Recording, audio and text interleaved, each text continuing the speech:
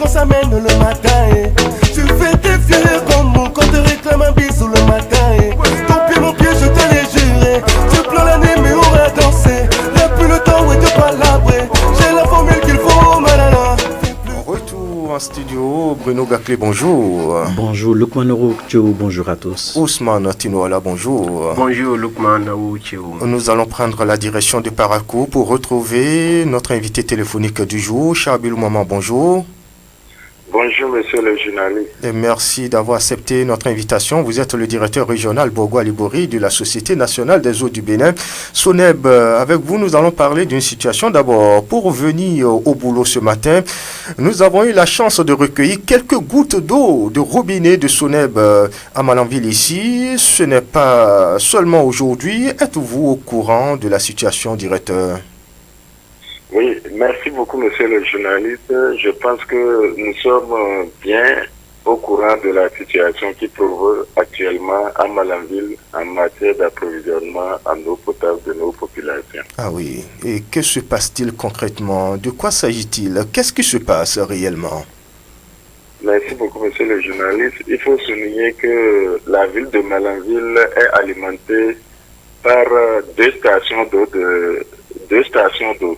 Et il faut dire que la première station, c'est elle qui se situe à l'entrée de la ville. Oui. Et la deuxième se situe toujours au niveau de Bodjekali et au niveau de, non loin de la résidence du directeur général de l'ATDA, que nous appelons station du village. Donc la première qui est à l'entrée de ville, nous l'appelons la station du château. Comme vous le constatez, il y a un château d'eau au niveau de cette station.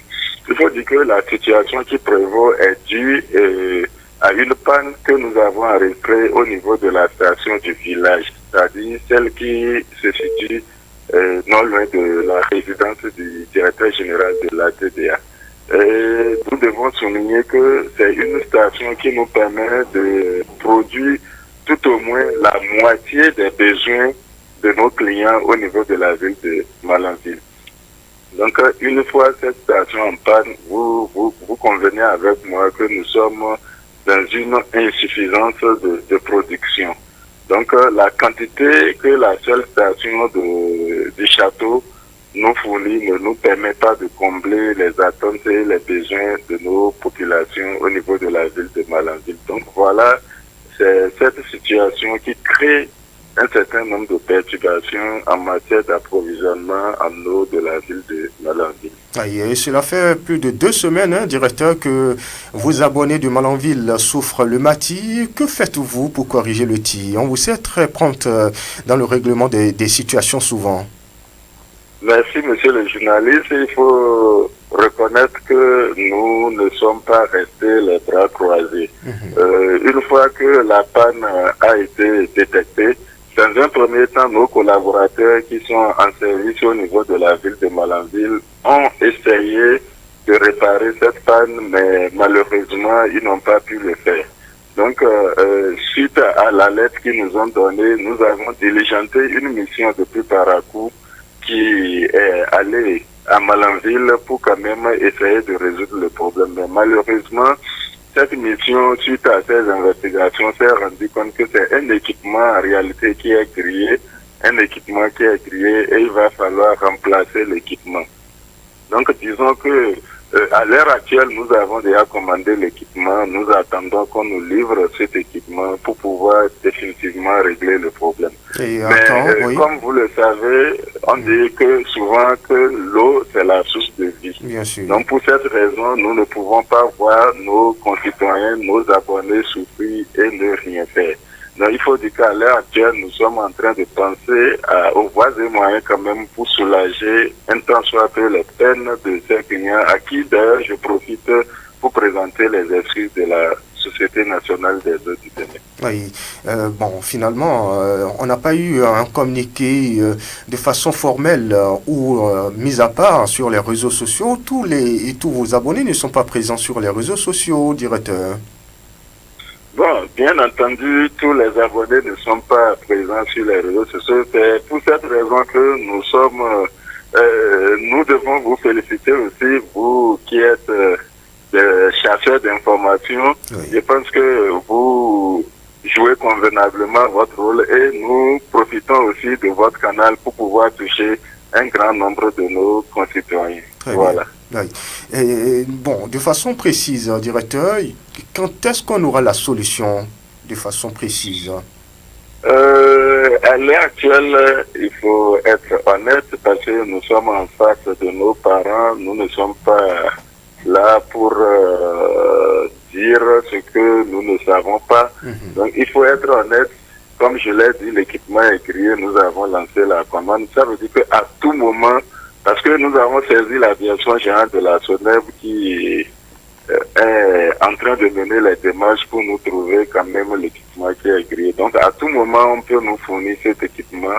Donc il sera difficile aujourd'hui de donner un délai précis pour dire à tel jour on aura l'équipement. Mais à tout moment, ça peut nous parvenir demain, après-demain, comme ça peut être dans une semaine. Toujours est-il que la direction générale est consciente de la situation et connaissant le rôle que nous jouons dans la vie de nos populations, il faut dire que c'est un dossier qui est en train d'être traité avec toutes les célérités requises. Faut-il mettre le sujet en prière, directeur? Non, du tout pas. Comme je l'ai dit tantôt, nous-mêmes, au niveau départemental, nous sommes déjà en train de mener des démarches pour pouvoir soulager les populations. Donc, je suis en contact permanent avec le responsable de la SONEB à Malanville. Nous envisageons déjà des solutions à notre niveau. C'est vrai que c'est des solutions qui apporteront quand même un soulagement aux populations. Ce n'est pas des solutions qui visent quand même à résoudre définitivement le problème. Comme je l'ai dit, vous savez, le seul forage de la station du village nous fournit au moins la moitié des besoins de la population de Malanville.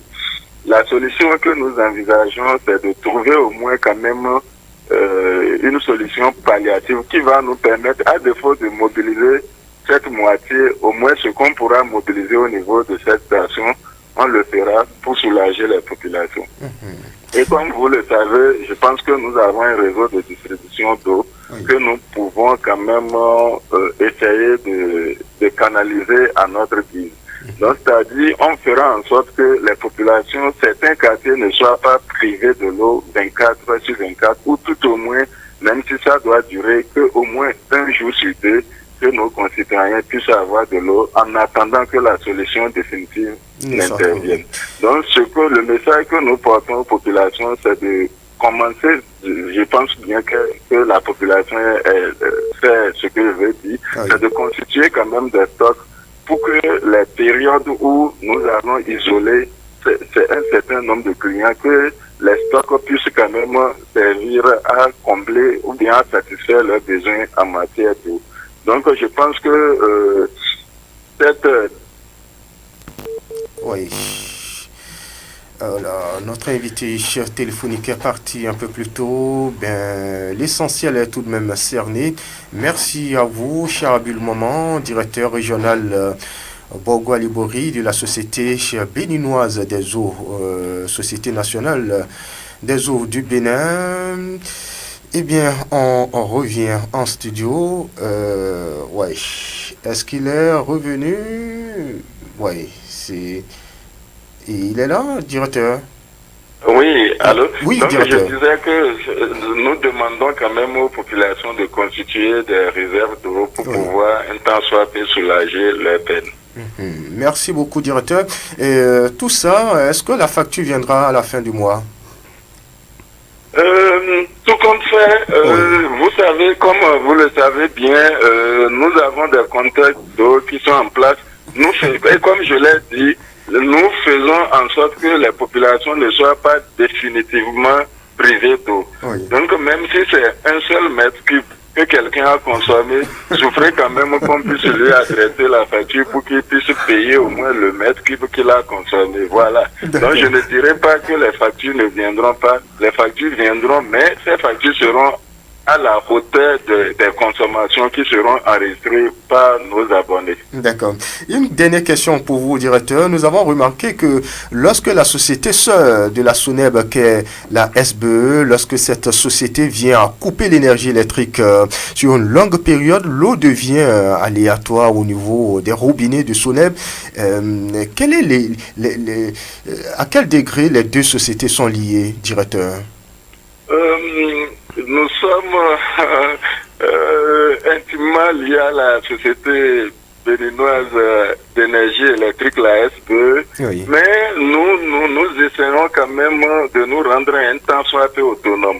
Si nous prenons la ville de Malanville, je disais tantôt que nous avons deux stations d'eau, la station du château et la station du village, Oui.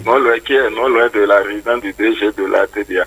Il faut savoir que chacune de ces deux stations est dotée quand même d'un groupe électrogène de relais. Donc si la société d'énergie électrique nous prive de son énergie, nous lançons en même temps les groupes électrogènes, mais il faut souligner que quand nous lançons les groupes électrogènes, c'est pour quand même un service minimum. Parce que généralement, les groupes ne nous permettent pas de lancer la totalité de nos pompes de refoulement. Donc nous essayons de lancer quelques-unes des pompes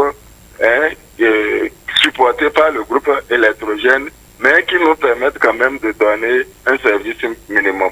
Comme vous le savez bien, l'énergie électrique de la SBE est notre intrant principal. C'est notre intrant principal qui nous permet quand même de faire fonctionner nos équipements et de pouvoir donner de l'eau potable à nos populations. Mais la SONEB quand même s'est rendue un temps soit peu autonome, c'est-à-dire nous fonctionnons, nous donnons le service minimum quand la SBE nous prive de son énergie électrique. Très bien. Voilà. Merci à vous, Chabilou Maman. Je rappelle le directeur régional Borgo Alibori de la Société nationale des eaux du Bénin. Merci pour votre disponibilité. Merci, c'est moi qui vous remercie. Oui, nous vous souhaitons une excellente journée du côté de Parakou. On revient en studio. Bruno Gakli, Ousmane Tinouala, vous avez écouté le directeur face à cette épineuse situation ici à Malanville depuis pratiquement 3 semaines que les abonnés de la société vivent la situation. Oui, réaction. Lukman Oroutcheou, j'ai félicité sans fausse modestie l'intervention du DG, cher Maman Abilou, qui est toujours à disposition lorsqu'on le sollicite pour expliquer certaines situations. Je pense que il est à féliciter parce que déjà, ailleurs, même pour des petites pannes, quand vous rapprochez la direction au plan local, c'est que les gens vous fournissent l'information. Mais malheureusement, on a constaté que ici, que ce soit la SBE ou la SONEB, quand il y a situation, on dit la population a soif d'information. Lorsque vous ne communiquez pas autour d'une situation qui prévaut dans la ville, lorsque vous ne communiquez pas, on sous-entend que vous ne considérez pas à la base peut-être vos concitoyens. Vous voyez déjà, vous avez... sans les abonnés, sans voilà, la population, ces structures n'existent pas. Exactement. Donc, je pense que moi, je ne vais pas dire encore, je ne dirai jamais assez merci au directeur pour sa disponibilité, étant que c'est matinal. Après tout, c'est un directeur général. Mais il s'est prêté à nos questions et c'est agréable. Vous voyez, au plan local, il n'y a que la NES, il n'y a que les responsables qui pouvaient aussi se prêter à cet exercice. Mais si ça ne va pas solliciter peut-être la permission du DG pour éclairer les populations à la base, c'est l'essentiel. Quand dans une localité, vous avez la chance d'avoir des outils comme ça, comme la radio, pour échanger, mais est-ce que c'est forcément l'argent? Non, nous sommes dans un rôle de développement. Mais l'essentiel ici, c'est porter l'information à la population. C'est que les populations ne crient pas sans avoir solution. Vous voyez, dans les tranches du Groïc, ça crie chaque jour. L'eau de SONEB ou la SBE, les coupures. Mais qui est là pour donner l'information?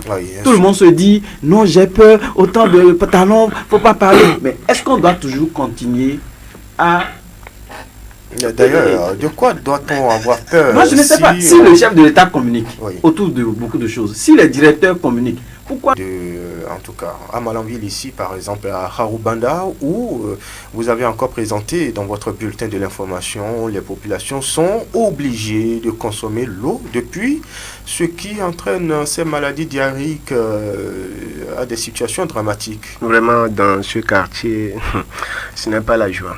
Ce n'est pas la joie puisque le quartier vraiment souffre énormément. Ce quartier-là, pour des problèmes d'eau, vous voyez, je ne sais pas, le quartier crie chaque jour, le quartier fait tout possible pour trouver de l'eau potable, mais ça ne marche pas toujours. Ce quartier est vraiment... Et pourtant, nous sommes en plein cœur de la ville de Malanville. Ces situations ne devraient quand même pas se poser en matière d'approvisionnement en eau potable. Moi, je ne sais pas ce qui explique la situation. Je ne sais pas pourquoi les autorités ne pensent pas à ce quartier-là. Je ne sais pas pourquoi. Mais... en tout cas, on verra ce que ça va donner par la suite. Nous sommes là. La maladie quand même diarrhéique continue de sévir dans ce quartier. Et nous invitons les autorités à prendre des mesures comme cela se doit pour que ces habitants, ces populations-là se retrouvent comme cela se doit. Et je voulais aborder un peu la question du directeur. Le directeur, vraiment, je le félicite pour tout ce qu'il a dit aujourd'hui. Mais il y a un souci. Je le félicite parce que c'est pas donné à n'importe qui de se rendre disponible à un certain rang donné. Vous voyez, matinalement, vous voyez, il s'est rendu disponible. Il a éclairé. C'est grâce à lui on a compris beaucoup de choses. Beaucoup de choses. La population a compris beaucoup de choses. Mais le problème, c'est que moi, je ne sais pas pourquoi ils espèrent quand même qu'on vienne vers eux avant de passer le message. La population a soif de ces messages-là. Quand il y a un problème, quand il y a quelque chose qui ne va pas, il faut avoir le courage de dire voilà ce qu'il y a pour que chacun se retrouve. Pour que aujourd'hui, par exemple, tous ceux qui ont écouté, ils seront à l'aise. Ils savent que voilà ce qu'il y a, voilà pourquoi il n'y a pas l'eau. Et en tout cas, nous allons espérer. Ils sont tranquilles dans leur peau. Ceux-là qui n'ont pas entendu, ceux qui ont entendu vont porter le message vers eux. Vous voyez, et chacun sera vraiment tranquille. Oui. Parlant d'ailleurs des sociétés à côté de la SONEB, nous avons aussi la SBE, Bruno Gakli. Hier, par exemple, toute la journée, pas seulement hier. C'est pareil, avant-hier. Donc, vous voyez, de pareilles situations, il va falloir que les gens communiquent. Et communiquer, ce n'est pas l'argent. Et bizarrement, la radio est là dans son rôle de développement. Les factures viennent. Salées. Vous voyez, il va falloir que les collaborateurs à la base communiquent. Quand les journalistes les rapprochent là pour des informations ponctuelles et ainsi pour permettre aux populations de ne pas revenir sur les mêmes situations. Il y a par exemple un monsieur qui grogne très souvent, je ne voulais pas appeler son nom ici, mais il parle de l'eau de robinet de la SONEB qui ne vient pas avec pression. Aujourd'hui, s'il a suivi cette émission, les explications du directeur général, c'est qu'il sera désormais apaisé. L'essentiel ici, c'est d'être rassuré. C'est ça les populations veulent. Les populations ne veulent rien que qu'on leur porte l'information. Qu'est-ce qui se passe réellement? Pourquoi nous sommes en train de crier et que personne ne réagisse? C'est ça. Lorsqu'on crie, lorsque l'enfant crie et que personne n'est là pour lui apporter le simple médicament, là, c'est ici, c'est la parole. Le rassurer. C'est ça. Il va falloir que quand on les rapproche, les collaborateurs, que ce soit de la SONEB, que ce soit de la SBE, nous apportent l'information. Ici maintenant, en ce qui concerne l'énergie électrique, il urge que les responsables se prononcent également.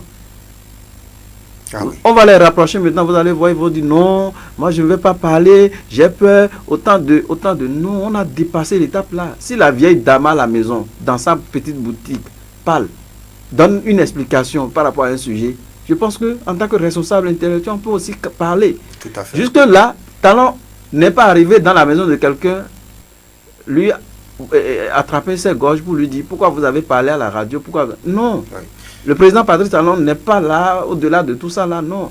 Pourquoi tout le monde veut s'adosser sur le président Patrice Talon pour garder l'information? C'est important. Il faut libérer la parole. Il faut que les gens libèrent la parole. Et comme je l'ai dit, nous avons quitté la normocommunication désormais. Allez, cher Bruno Gakli, Ousmane Tinoala, nous sommes tenus par le temps. Pour les quelques instants, nous allons découvrir la une des journaux, les canards parus parvenant à notre rédaction. Et c'est Daibi Info qui s'installe en premier. Vote du rapport d'activité du président de l'Assemblée nationale, 81 députés pour, 28 contre. Révèle en une le journal le rapport de Louis Vlavono adopté avec succès. Rapporte le journal Diplomatie, le Canada annonce l'ouverture de son ambassade ici au Bénin. Nous informe ce matin le journal Daibi Info de Jérémy Olomoshi, Éveil Info de Patrice Biao, qualification Cannes Maroc 2025, les populations les poulains de Rore face à un défi à double tranchant, nous rapporte ce matin le journal. Que l'il y a la une du journal Libération. Libération libère en une renforcement de la croissance et résilience climatique.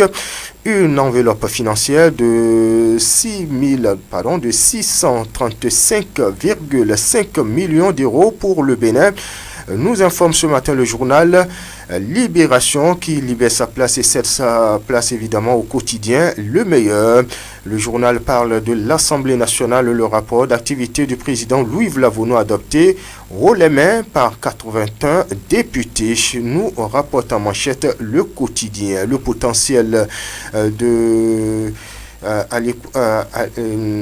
voilà. Atipato s'installe. Affaire dite de tentative de coup d'État déjouée. Boko Oumeki, la justice veut traquer 3 députés et 2 maires. Nous rapporte ce matin le journal Lutte contre la cybercriminalité. Diakotomé, 2 cyberdélinquants arrêtés par le CENIM. On poursuit avec un autre journal, c'est bien Fraternité, qualification à la Cannes 2025, la liste de la dernière chance, les 25 guépards de Gernot Toro pour dissiper les inquiétudes. Voilà ce qu'on peut retenir en termes de une des journaux. Il y a aussi l'informateur, le télégramme, l'événement précis, le soleil levant, le soleil Bénin Info, la Nation, le journal du service public. Mais on s'en arrête ici pour le compte de ce matin. Bruno Gakli, on se souhaite une excellente journée. On se souhaite une excellente journée, mais que la parole soit libérée. Parole soit libérée. Notamment, je veux focaliser mon regard sur les douaniers, qu'ils libèrent aussi la parole pour expliquer ce qui ne va pas souvent. Ça, c'est vrai. C'est important. Surtout, on reviendra sur cet aspect avec les douaniers ici à Malambie. Ils s'adossent sur des choses pour dire qu'ils ne veulent pas parler. Bon, de toutes les façons, nous aussi, nous allons aller plus loin. Voilà, c'est peut-être toucher la hiérarchie, mieux comprendre ce qui se passe réellement, parce que il y a tellement de grincements dedans, c'est pratiquement la soupe à la grimace. Ousmane Tinola, on se souhaite une bonne journée à vous, que